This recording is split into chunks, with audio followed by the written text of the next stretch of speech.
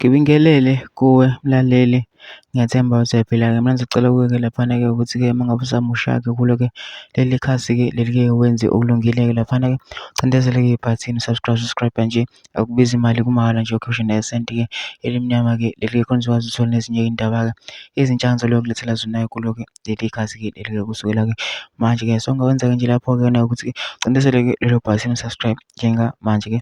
Udaba kulethele lona namhlanje lithi-ke oyi-MK-ke yokuqina-ke laphana-ke uma-ke esho-ke uthi-ke angayisiza-ke laphana i-DA uma-ke laphana-ke, kodwa-ke angifuni ukuthi wezwa ngami-ke mina-ke phela nje into engizoyenza nje ngidlala-ke ividiyo-ke uzizwele wena-ke. Mina ngizocebula laphana usuzwile le video lena, ungene kuma-comment section-ke ufishe umbono wakho ukuthi wena-ke ucabangani ngalo-ke lolu daba-ke lolu-ke. Mase ucindezela nebhathini nje subscribe nje, akubizi imali, kumahhala nje ukhiphe nesenti-ke elimnyama-ke leli-ke khona uzokwazi uthole nezinye-ke iy'ndaba-ke ezintsha engizokulethela zona kulo-ke leli khasi-ke leli-ke. Nawe-ke le video-ke awuyithokozele. Yey, sanibonani. Kunominister wa-Home Affairs omusha we-DA. Kunevideo yakhe engiyibonile. Please note, ngiyi-MK yokuqina. Sengiyoze ngiyongena emgodini ngiyi-MK. Ngifuna nje ukukhuluma amazwi akhulunywe yileli bhunu le-DA. Ngisho lingakwenza lokhu kuyongijabulisa futhi ngingalisiza ngibe u-driver, ngahamba ngiyofundela ngisho ilayisensi yesitimela ukuze ngisize leli bhunu kulento elifuna ukuyenza. Kodwa lokho akusho ukuthi ngiyoke ngivotela i-DA, futhi akusho ukuthi ngiyoke ngidideke ngihlangane namabhunu. Kodwa njengoba lithi ongena permit uyi-China, uyi-Nigerian, uyini uzohamba uzobuyela ekhaya, thi uyongena ngisho enqoleni yembongolo, uzohamba ngayo yonke indlela. Mawungena asylum, kungena paperwork yokuthi wena fanele la lithi uzohamba lize lithi kwi-country yami. Lawa amazwi angijabulisi, ngiyaphinda ngiyasho angisuye umngane nabo, kodwa impi esazoba khona phakathi kwamabhunu nama-foreign, especially ama-Nigerian lawa afika nama-drugs. Anginandaba no Mozambique, Zimbabwe. I don't care about those countries. I love them. I love them a lot. They don't give us hard time. But for those one who are full of themselves, the Nigerians, the DAs, after you going back home, we will help them, even though we are not DA, but we will help them. Also, we've got our own problems in South Africa, so everybody must go back home and face your problems. We do have good foreigners in South Africa that we will love them to stay.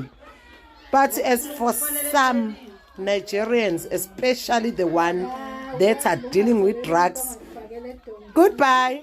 Your time is up if you don't have permit.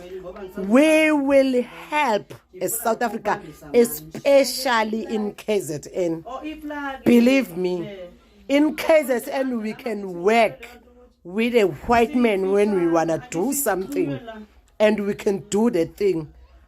2029, we will vote for MK again, and we will appoint someone who's going to do the very same thing.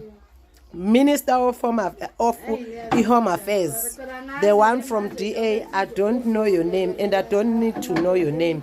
But if you want a truck driver, I will help you. I will transport them. My passport is ready. I will take them to their borders and make sure.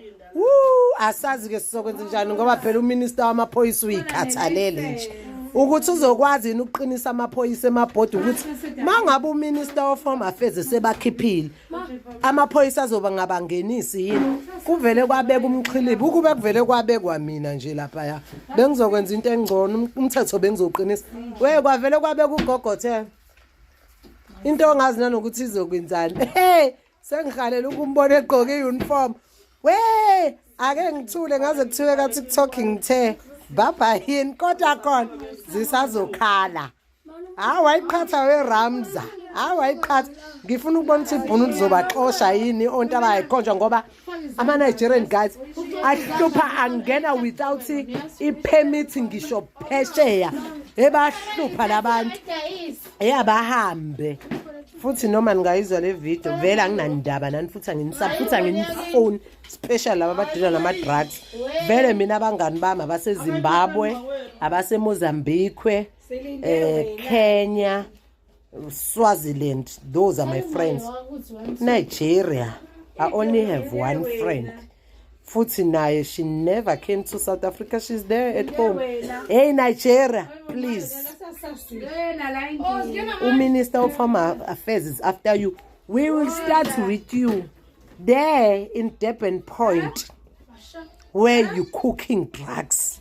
Minister is there for you. We are coming. We will help. Our kids are dying. We are sick. Who doesn't have passports, permits? Akamatorogis buyera gae. Fambara moyen, fambera stimera, fambera matorogis, fambera hash, fambera nanga yini. Hambani.